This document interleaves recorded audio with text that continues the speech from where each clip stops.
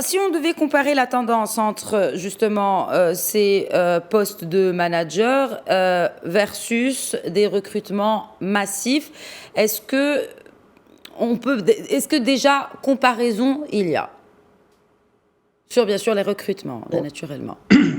En ce qui nous concerne, nous sommes un cabinet spécialisé dans les recrutements de managers, donc je ne saurais pas me prononcer précisément sur les recrutements massifs qui concernent plus une autre catégorie de candidats.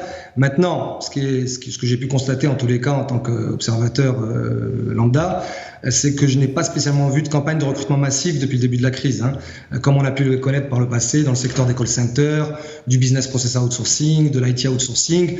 On est beaucoup plus sur des recrutements ciblés et pour cause, tant qu'on ne sera pas dans une dynamique de développement forte, les employeurs ne prendront pas le risque de recruter massivement et chercheront plutôt à optimiser la productivité de leurs ressources actuelles qu'à favoriser les recrutements externes tout azimut.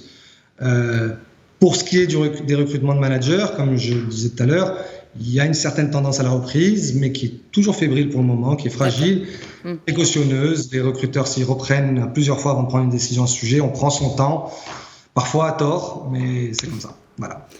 Et si le citoyen lambda, ou en tout cas le manager, pensait à changer de carrière en ces temps de crise, Malik Touimi Benjeloun, comment pourrait-il, ou elle d'ailleurs, réussir cette transition ? Alors, rien n'est impossible et on dit souvent que dans toute crise, il existe des opportunités. C'est possible, effectivement.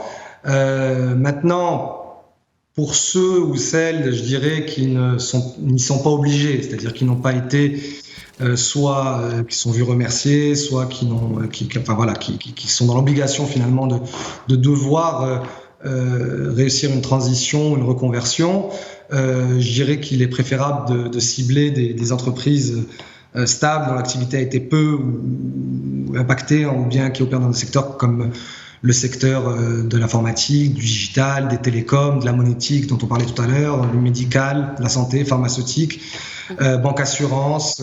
Ces secteurs-là ont été moins impactés que les autres. Et donc peut-être viser ce type d'entreprise. Ensuite, par rapport à une reconversion totale, donc changer de métier, il faut savoir effectivement se réinventer, tout en capitalisant sur son expérience et ses meilleurs atouts. Il faut pouvoir être créatif, innovant, imaginatif. Une bonne option, selon moi, serait peut-être de faire appel à des cabinets spécialisés pour réaliser un bilan de compétences, pour pouvoir justement s'orienter vers le métier, le secteur idoine, selon la tendance du marché telle qu'elle sera au moment où on opère cette reconversion.